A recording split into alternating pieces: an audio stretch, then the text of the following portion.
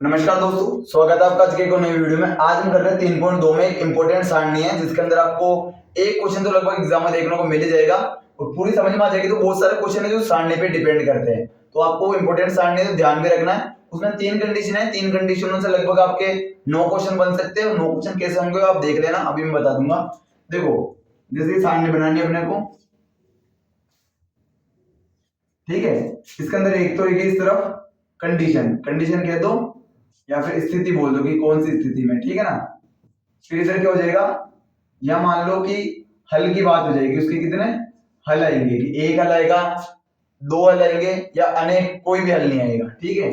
और एक इसका हो जाएगा कि रेखा कैसी होगी, जैसे रेखा कैसी होगी, समांतर होगी, प्रतिच्छेद होगी या संपाती होगी। और तीसरे में आ जाएगा संगत है या असंगत है, संगत है या असंगत है। तो ये पूरी कंडीशन अपने को याद रहेगी, तो कम से कम अपने ये जो 9 क्वेश्चन है इनमें से अगर कोई क्वेश्चन आ गया तो आराम से सोल्व कर पाएंगे अपन। पहली कंडीशन क्या है, देखो ये हम सब जानते हैं कि कोई भी समीकरण इस रूप में रहती है, a1x plus b1y plus c बराबर 0। इसी तरह a2x प्लस b2y प्लस ये c1 है, ये हो जाएगा c2 बराबर 0। तो यहाँ से a1 a2 b1 b2 और c1 c2 के मान आ जाते हैं दो समीकरणों से। तो यहाँ पर पहली कंडीशन है कि जब a1 बटा a2 बराबर नहीं है b1 बटा b2 के, कहने का मतलब जब a1 बटा a2 बराबर नहीं है b1 बटा b2 के, तो इसके कितने हल आएंगे, तो यहाँ लिखेंगे अद्वितीय हल आएगा इसका, अद्वितीय हल। अब अद्वितीय हल का मतलब क्या है, अद्वितीय हल का मतलब है कि x का मान अगर 3 है तो 3 ही होगा और कोई दूसरा आंसर नहीं होगा। जैसे y का मान भी 5 है तो 5 ही होगा, इसके अलावा कोई आंसर नहीं होगा। मतलब फिक्स मान आएगा, तो 3 और 7 आ सकता है, 8 और 9 आ सकता है, ठीक है। ये फिक्स आंसर होगा किसी का भी। अब रेखा की अगर बात करते हैं तो इस वाली कंडीशन में रेखा कैसी होगी, प्रतिच्छेद करेगी, प्रतिच्छेद करेगी। और प्रतिच्छेद क्यों करेगी, जैसे एक फिक्स पॉइंट है, प्रतिच्छेद का मतलब होता है कि रेखा इस तरह से कटेगी, अब इस बिंदु पे कटेगी फिक्स, तो यहाँ से फिक्स मान भी आएगा x और y का। तो यहाँ से अपने को ये भी पता पड़ रहा है कि फिक्स आंसर आएगा, मतलब अद्वितीय रहेगा। और रेखा कैसे होगी, प्रतिच्छेद करेगी। और इसमें आपको ध्यान रखना है संगत होगी, ठीक है ना। ये तो अपने को कंडीशन याद रखनी पड़ेगी। दूसरी स्थिति इसमें ये बनती है कि जब a1 बटा a2 बराबर है b1 बटा b2 और बराबर है c1 बटा c2, मतलब की बात सभी बराबर है, सभी बराबर है। तो अगर हल की बात करेंगे, देखो सभी बराबर है तो क्या है, अगर सारे बराबर है मतलब कि x का मान भी बराबर है, y का मान भी बराबर है दोनों में, तो रेखा कैसे होगी, एक के ऊपर एक बनेगी। अगर एक के ऊपर एक बनेगी तो यहाँ तो एक बिंदु पे टच कर रही थी, यहाँ पे सारे बिंदुओं पे टच कर रही है, सभी बिंदुओं पे टच कर रही है, तो इसके आंसर कितने आएंगे, अनंत, अनंत हल आएंगे इसके। कितने हल आएंगे, अनंत, क्योंकि सभी बिंदुओं पे टच कर रही है तो बहुत सारे हल आएंगे इसके।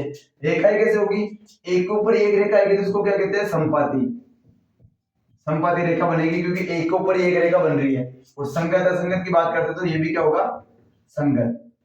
तीसरी कंडीशन है लास्ट, तीसरी कंडीशन में है a1 बटा a2 बराबर है b1 बटा b2 के, लेकिन बराबर नहीं है c1 बटा c2 के।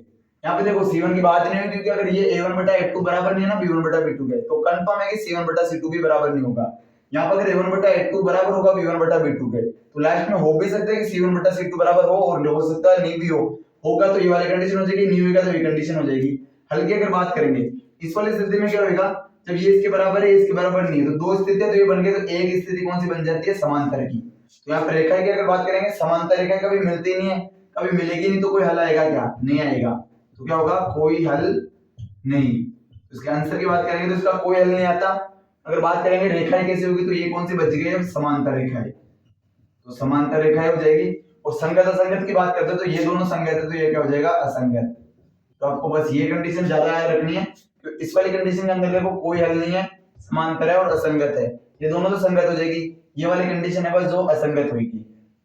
इसमें कोई डाउट हो तो पूछना एक बार, लगभग चांस बनती है एग्जाम में आपको एक समीकरण दे देता है, पूछ लेता है कि ये रेखा संगत है असंगत है, तो यहाँ से आंसर होगा। अगर कंडीशन याद है और ये लाइन याद है तो आपको पता पड़ जाएगा। इसमें भी बस आपको ये याद रखना है कि असंगत कौन सी है, तो असंगत याद रखेगी तो संगत तो बाकी यही है।